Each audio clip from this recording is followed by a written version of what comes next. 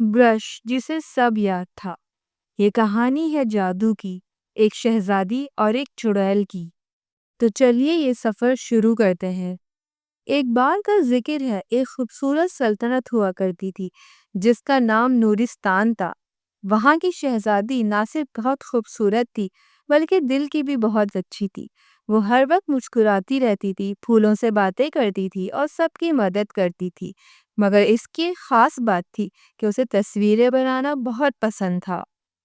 شہزادی نے محل کے پچھلے باغ میں ایک چھوٹے سا اسٹوڈیو بھی بنایا ہوا تھا، جہاں روز وہ نئی تصویریں بناتی تھی، پہاڑوں کی، پرندوں کی، درختوں کی اور خوابوں کی۔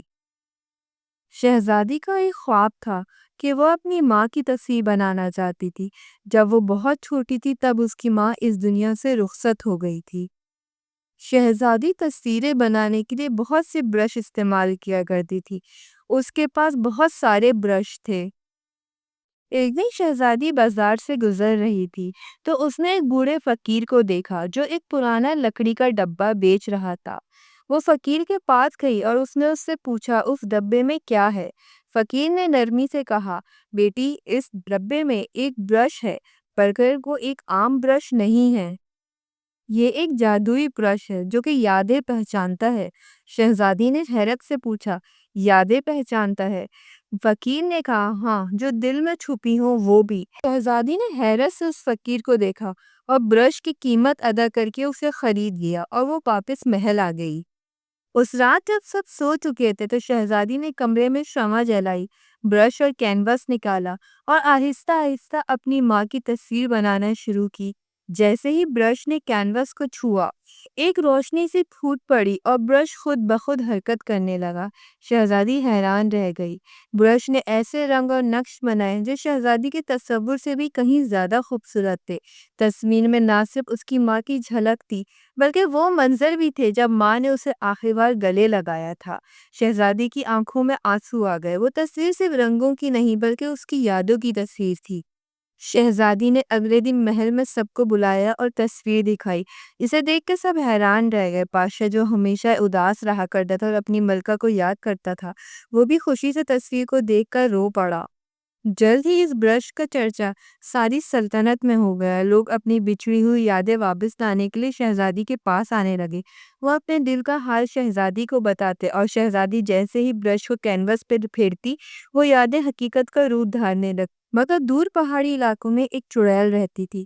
وہ جادو چرانے میں ماہر تھی اور جب اسے جادوئی برش کی خبر ملی، وہ فوراً اپنی سیاہ سواری پر سوار ہو کر نورستان پہنچ گئی۔ ایک رات جب شہزادی سو رہی تھی، چڑیل محل میں چپکے سے داخل ہوئی اور جادوئی برش چرا کر غائب ہو گئی۔ اگلی صبح جب شہزادی سو کر اٹھی اور برش کو غائب پایا تو اس کا دل ٹوٹ گیا۔ وہ رو پڑی۔ مگر شہزادی ہار ماننے والی نہیں تھی۔ اس نے اپنی سب سے اچھی سہیلی اور محل کے سب سے عقلمند طوطے کو ساتھ لیا اور چڑیل کو ڈھونڈنے نکل پڑی۔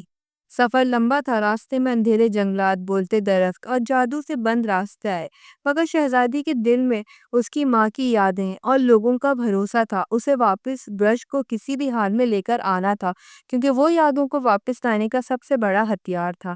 آخر کار وہ چڑیل کے قلعے تک پہنچ گئی۔ قلعے کالی دھند میں چھپا ہوا تھا اور دروازے پر لکھا تھا، یہ برش اب میرا ہے کیونکہ یادیں اب میری ہیں اور تم لوگ کچھ نہیں کر سکتے۔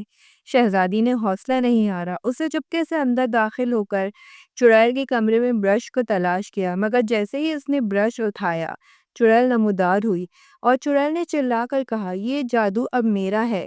شہزادی نے ہمت سے کہا، جادو چرایا جا سکتا ہے مگر دل کی یادیں کبھی کسی کی غلام نہیں ہوتی۔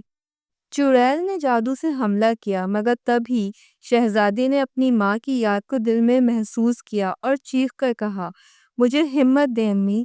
اچانک برش روشنی سے بھر گیا اور چڑیل کی ساری جادوئی طاقت برش نے واپس کھینچ لی۔ چڑیل چیخی، نہیں نہیں، یہ کیسے ممکن ہے؟ طوطے نے کہا، یادیں دل میں ہوتی ہیں، بوتلوں میں نہیں۔ چڑیل کی طاقت ختم ہو گئی اور وہ چڑیل ایک پرانی تصویر میں قید ہو گئی۔ شہزادی نے برش واپس لیا، قلعے کو خیر باد کہا اور نورستان لوٹ گئی۔ اب شہزادی پہلے سے زیادہ پرجوش تھی۔ اس نے سیکھا تھا کہ جادو کسی چیز میں نہیں بلکہ محبت، یادوں اور حوصلے میں ہوتا ہے۔ اب شہزادی صرف جادوئی برش سے نہیں بلکہ دل کی طاقت سے بھی تصویریں بناتی تھی اور وہ کہتی تھی، سچے جذبے کو چوری نہیں کیا جا سکتا۔